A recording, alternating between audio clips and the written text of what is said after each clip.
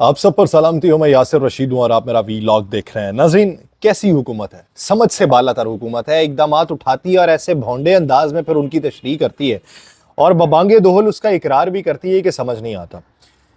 अताउल्लाह तारड़ साहब ने पिछले दिनों ये इकरार किया कि वीपीएन के जरिए इस वक्त ट्विटर को चलाया जा रहा है। अभी तक ट्विटर की बहाली मुमकिन नहीं हो पाई।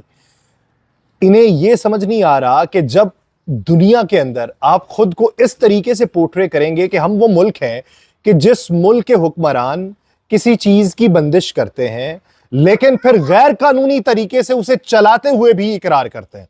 यानी ये अताउल्लाह तारड़ साहब मानते हैं कि वीपीएन बंद है। वो ये भी मानते हैं कि लोग वीपीएन के वो ये मानते हैं कि ट्विटर बंद है, लेकिन वो ये भी मानते हैं कि वीपीएन के जरिए लोग ट्विटर चला रहे हैं। और वो ये भी मानते हैं कि मैं भी ट्विटर इस्तेमाल करता हूं। तो फिर यह साबित हुआ कि इस वक्त मरियम नवाज साहिबा की जो ट्वीट आती है वो वीपीएन के जरिए आती है। अताउल्लाह तारड़ साहब जो ट्वीट कर रहे हैं वो वीपीएन के जरिए कर रहे हैं। हिना परवेज भट्ट साहिबा भी जो इस्तेमाल किए जा रही हैं धड़ाधड़, हालांकि हुकूमत का हिस्सा नहीं है, वो धड़ाधड़ इस्तेमाल किए जा रही हैं ट्विटर को और ट्विटर के ऊपर पोस्टें लगाई जा रही हैं। यानी वीपीएन का इस्तेमाल किया जा रहा है। गैर कानूनी तरीके से अगर आप इस्तेमाल कर रहे हैं एक चीज को और अपने ही हुकूमती इकदामात की ब्रीच कर रहे हैं और आपको यह भी मालूम है कि वीपीएन के जरिए लोग ट्विटर को चला रहे हैं और आपको यह भी मालूम है कि ट्विटर चलाने वाले कोई टटपुंजिए नहीं होते, कोई रेडी बान नहीं है, गरीब कोई नाखानदगी वाला तबका नहीं है, पढ़ा लिखा तबका है। और पढ़े लिखे तबके को यह मालूम है कि वीपीएन का इस्तेमाल किस तरीके से किया जाता है। अगर उन्हें यह मालूम है और उसी प्लेटफॉर्म के बंदे से आप मजमूई तौर पे मुल्की मईशत को नुकसान दिला रहे हैं और उसका फायदा भी कोई आपको नहीं हो रहा, तो फिर कैसे मुल्क आप चलाएंगे? ये आपकी जहनीत है और आप ये समझते हैं। चलें, आपकी एक मान लेते हैं कि मुट्ठी भर शरपसंद अनासिर की वजह से हमने इस प्लेटफॉर्म को बंद किया और हमें बंद करना पड़ा। तो मुट्ठी भर का आपने खुमियाजा पूरी कौम को भुगतने पे लगाया हुआ। अगर आपकी नजर में मुट्ठी भर है, अगर तो वो अक्सरियत में है तो फिर भी आप उसमें कम अहल है, और अगर वो अकलियत में है तो फिर भी ये आपकी कम अकली है और कम अहली है कि नाअहली इस तरीके से है कि मुट्ठी भर का आपने खुमियाजा भुगतने पे पूरी कौम को लगा दिया हुआ है, जिसका नुकसान इस हद तक हो रहा है कि बैनुल अक़वामी सतह के ऊपर पाकिस्तान की क्रेडिबिलिटी के ऊपर सवालात उठाए जा रहे हैं कि इस मुल्क के अंदर तो सोशल मीडिया को बंद कर दिया जाता है। बहुत सारे लोग बहुत तरीके का कारोबार मुख्तलिफ सोशल मीडिया प्लेटफॉर्म से करते हैं। आप कोई एक भी ट्विटर तो फिर भी बहुत बड़ा प्लेटफॉर्म है, आप कोई एक चीज बंद कर दें, छोटी सी एप्लीकेशन बंद कर दें, ये मिसाल के तौर पे कोई ग्रोसरी वाली एप्लीकेशन बंद कर दें या कोई और एप्लीकेशन बंद कर दें जो छोटी हो, इसके मुकाबले में ये बहुत बड़ा प्लेटफॉर्म है जिसके यूजर इसकी निस्बत कोई 100 गुना कम हो, आप वो बंद कर दें। फिर हिसाब लगाएं मुआशी तौर पर कितना नुकसान हुआ, आपको अंदाजा हो जाएगा, रोंगटे खड़े हो जाएंगे कि मुआशी तौर पर कितना नुकसान हुआ है। लेकिन इन कम अक्लों को ये समझ नहीं आती और बबांगे दोहल ये कहते हैं कि वीपीएन के जरिए चलाया जा रहा है, हम भी चला रहे हैं तो मुश्किल है। वो वीपीएन के जरिए चला रहे हैं, खुदा के बंदो, एक चीज गैर कानूनी तौर पे तुम कर रहे हो, तुम हुकूमत का हिस्सा भी हो और तुम ये कहते हो कि वीपीएन के जरिए चला रहे हैं, सारे ही चला रहे हैं। तो जब सारे चला रहे हैं तो बंद करने का फायदा किस ताकत को मिल रहा है, ये बता दें अगर आपके पास उसका जवाब नहीं है तो। दूसरा ये कि आप खुद मुत्तहिद नहीं हो पाए, आप किस तरीके से एक दूसरे से इंतशार का शिकार हुए हैं कि आपके अपने लोग आपके मुखालिफ होना शुरू हुए, वो तादाद बढ़ती चली जा रही है। ज़रा ये खबर देते हैं कि पाकिस्तान मुस्लिम लीग नून के अंदर ऐसा तबका तेज़ी के साथ बढ़ता चला जा रहा है जो तबका ये समझता है कि पंजाब की हुकूमत बेहतर नहीं चलेगी, और ऐसा तबका भी तेज़ी के साथ बढ़ता चला जा रहा है जो ये समझता है कि वफाक की हुकूमत बेहतर नहीं चलेगी। यानी विफाक में राइवलरी भाई के साथ, पंजाब में राइवलरी कज़न के साथ, ये इस तरह की ग्रुप बंदी बाकायदा तौर पे है। और पाकिस्तान मुस्लिम लीग नून ये समझती है कि इन दिनों जो रवैया रवा रखा जा रहा है, हमें नहीं मालूम कि जिस तरीके से मुख्तलिफ लोग और ऐसे लोग जो प्रेस कॉन्फ्रेंस करने आते थे और 9-10 बंदों का इस्तीफा लेके निकल जाते थे, उनकी राय के मुताबिक ये हुकूमत बहुत ज़्यादा देर नहीं चल सकती और उन्हीं की राय के मुताबिक ये हुकूमत में वज़ीर आज़म तब्दील भी हो सकता है।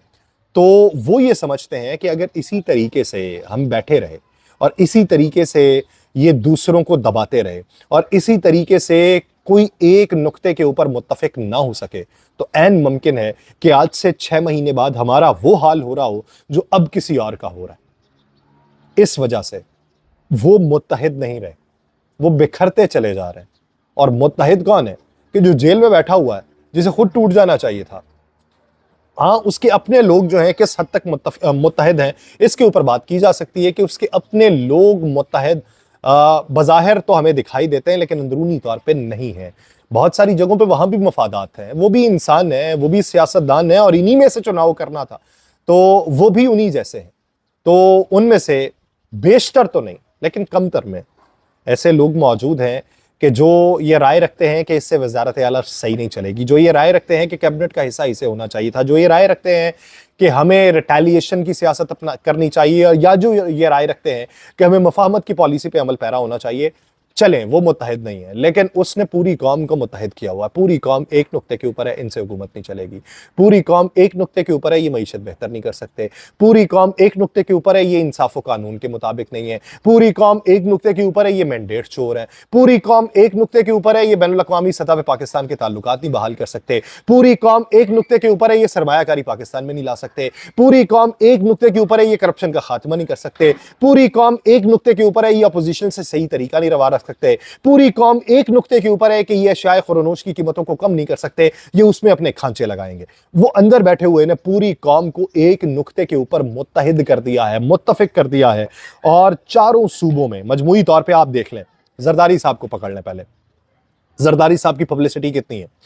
बलोचिस्तान में है, सिंध में है, बलोचिस्तान में जैसे तैसे भी ली है, खैबर पख्तूनख्वा में है, जो थी नजर नहीं आती, पंजाब में है, जो थी बची खुची है, और वो भी बहुत सारे लोग कहते हैं कि ये बिलावल की वजह से बची खुची है। साइड पे कर दें। मियां नवाज शरीफ साहब को ले आए। मियां नवाज शरीफ साहब की पंजाब में है, जी है। उनकी सिंध में है, जी नहीं है। उनकी बलोचिस्तान में है, जी नहीं है। उनकी केपी में है, थोड़ी बहुत सह है जो अभी बाकी है। तो यानी मजमूई तौर पे वो नहीं है।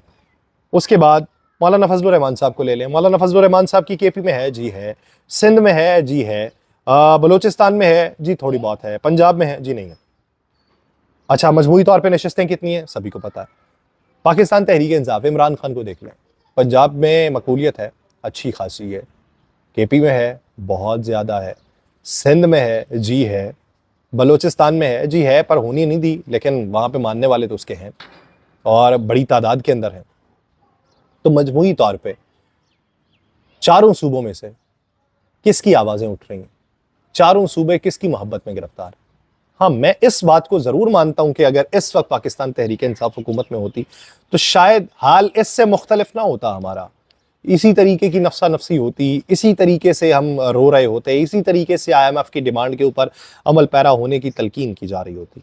लेकिन बात यह है कि कभी कभार सामने खड़ा कोई शख्स आपको थप्पड़ रसीद कर दें तो आपके अंदर उबाल उठने लगता है। एक सादा सी मिसाल है, इसके बाद इजाजत चाहूंगा। आपके अंदर उबाल उठता है और आप कहते हैं मैं इसकी टांगे तोड़ दूंगा, इसने मुझ पर थप्पड़ कैसे उठाया। और अगर आपका कोई दोस्त बैठे बैठे वैसे ही एक लगा दे, तकलीफ आपको फिर भी उतनी है जितनी उसके मारने पे थी, लेकिन आपके अंदर उबाल नहीं उठता। आप उसे कहते हैं ना कर यार, या फिर आप उल्टा एक उसके लगा देते हैं हल्का सा, वो तो की कर रहे हैं। नफरत दिल में पैदा नहीं होती। वही हिसाब है। अगर कोई ये समझता है कि PTI आ जाती तो क्या होता, सिर्फ इतना होता कि लोगों के दिलों में नफरत ना होती। मुझे दीजिए इजाजत, अल्लाह ने के बाद।